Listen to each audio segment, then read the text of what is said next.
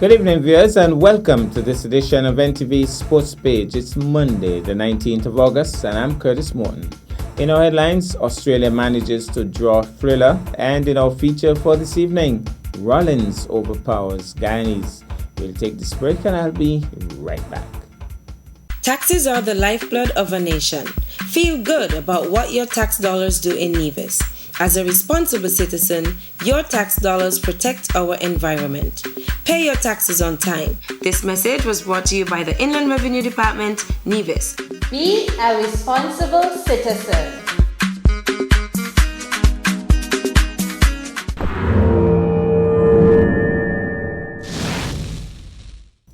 Well, I'm back, and we start with cricket. Who says that Test cricket is boring?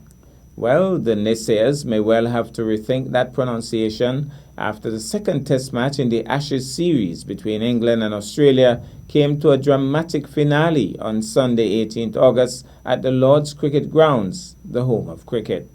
The rain-affected Test match was dicily placed at the start of the final day, which commenced after midday due to rain. There was also the official announcement that Steve Smith had been ruled out of the remainder of the match due to a slight concussion suffered from the ferocious fast bowling of England's debutant and Barbadian-born fast bowler Jofra Archer, who knocked him flat the day before. Smith went down like a floored boxer after being struck in the neck by an Archer bouncer after an exciting duel between the two, during which Smith managed two hooked boundaries as well. Ben Stokes and Josh Buttler resumed with England on 96 for 4, a lead of just 104. The pair knew that they had to get England through the troubled waters and give them a lead that they could consider safe. Despite a few chances, Ben Stokes batted superbly, and Buttler and then later Bairstow stayed around with him long enough for him to complete a magnificent century not out and handing England a decent lead of 266 runs with all of 48 overs remaining in the match.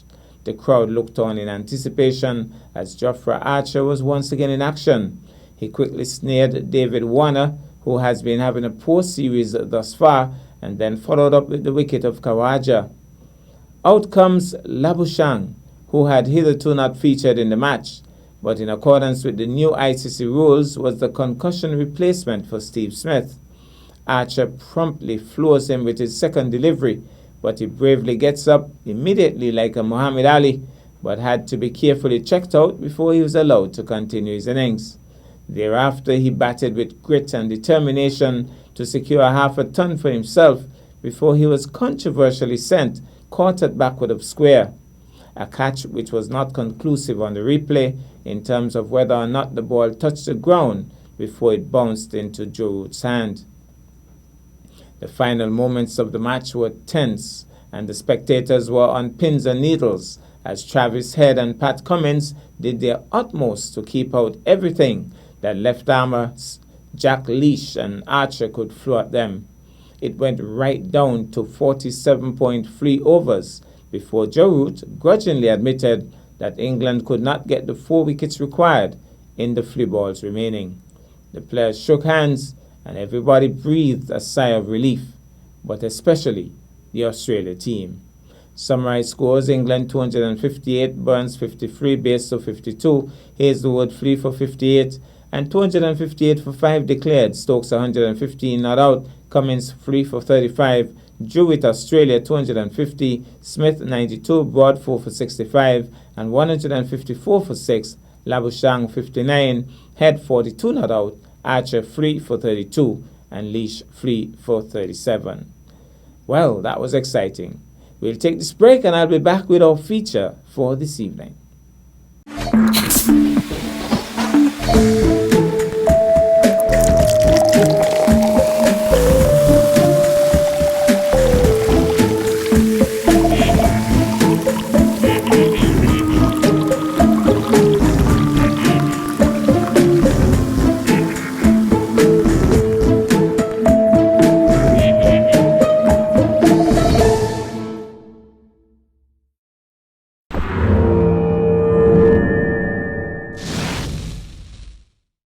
Well, I'm back, and tonight cricket is in the spotlight. Action resumed at the Hard Times Recreation Grounds on Sunday 18th August with an exciting match between the Guyanese team and home team Rollins. Chief Coordinator Michael Wise Herbert was quick to point out that it was not a tournament per se, but only a means of giving people somewhere to go on a Sunday afternoon and a bid to keep the community together. The Guyanese team engaged the Rollins team in a 12 overs a side contest, which commenced around 3:45 p.m. The Rollins team batted first and scored a competitive 114 in the allotted overs, with Curtis Morton Sr. getting an aggressive 52 and Wes Huggins an explosive 27. When the Guyanese team started their response, Alvin seemed bent on finishing the match in a hurry. He took 32 runs from the first over bowled by Carlon Smithen. He got 2 runs from the first delivery and then hit the next 5 out of the grounds for maximums. It looked as if the Guyanese team had the game all wrapped up. However, Keith Herbert pulled things back in this next over, actually getting a wicket, and the brave Carlon Smithen came back to bowl 2 more overs and picked up a few wickets in the process, one of which was Alvin, brilliantly caught by Ahidra Hendrickson at point. Thereafter, the Guyanese team struggled badly and eventually succumbed at 86 all out in the 12th over. Alvin top scored with 56 and no other batsman got into double figures. Michael Herbert has since announced that a free match competition will now commence between the two teams starting next Sunday, the 25th of August, for a grand trophy. The general public is cordially invited out to witness some exciting cricket and be entertained, as DJ Paper will also be in the house. And so, we head up to the Hard Times Recreation Grounds and we take in some of the exciting moments. Hit me. You gotta see. And the way now to Bobby Curtis. One, man. Thank you very much for the second delivery. Walking to the good weather so far. Here's him again, ball to Morton, getting a short delivery, trying to swing it into the inside. The blow is Sunday afternoon cool. Here come again, come more to Morton. Coming on there, he take it back.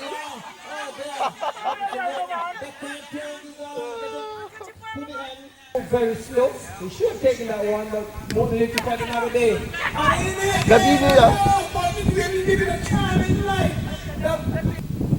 The batsman comes in the ball stage, flat delivery, and stroke, back along the stroke onto the outside, and comes across stroke. And Fantini is really up to high standard here. Here's the ball from the wide end, short delivery, swing the way behind far. The ball is going to the boundary for 4. News peak cover with cloud there, hit the ball and come to the ball on the field flip. This is going to the middle boundary for 4. Fine shot indeed. I lose my game by the ball at that time. I know about it. A lovely shot there by he comes in and ball to Morton again, trying to swing it away, make no contact, turn around to swing it away. From the far now comes the ball, the one coming across and staying it into the offside. The ball coming across, can't stop one. Very sweet. Here's him again, ball to Morton behind. He's gone a long way. And he's gone to set. He's just going back there.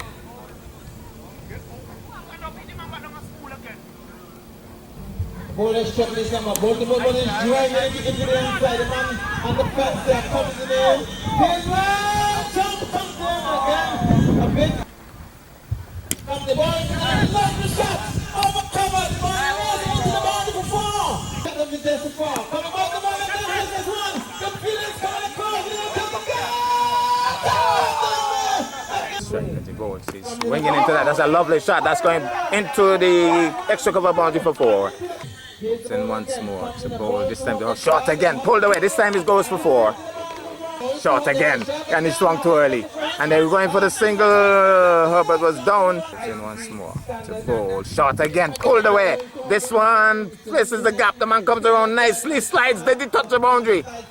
That would be the question. Did he touch the boundary as he pulled in the ball? Short. Well, that's even better. But it's going to run pretty close to the boundary. He pulls up. And they, oh my goodness, shot again, swung away, that's gone far, that's gone over the fence, that's 6.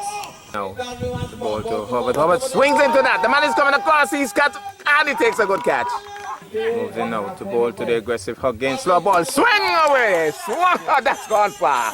That's gone up to Nevis Peak. I guess the plan would be for the youngster to just get bat on ball and West would be running down for the single. That's what I think he'll be doing. Trying to get the single. Moves in now to bowl. Oh, he's missing a wide. He just wants to get bat on ball. He swings. He doesn't want the single.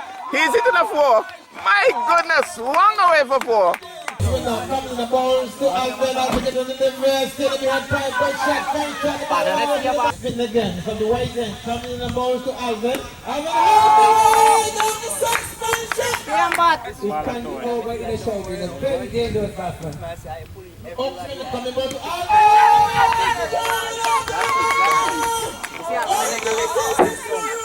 Good line and length and Alvin taking goal. Again, goal.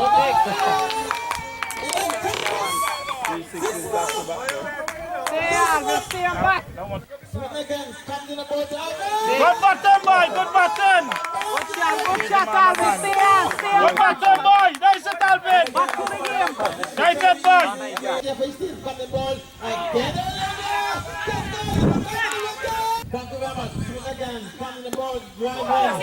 Try shot. Man, come out. It's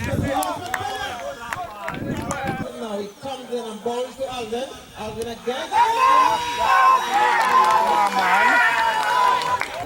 He comes in to ball to Azim now. Azim again. The man down there point plays well in the process. He's off the mark. The score move number 1 going into the 60 for 3 over number 5 and a big wicket of Alvin and gone there. The Kings 11. Well, exciting stuff that. That's our package for this evening. I am Curtis Morton, reminding you that you can watch sports if you are not fit. But to play sports requires fitness, diligence, and a sacrifice. Have a good night.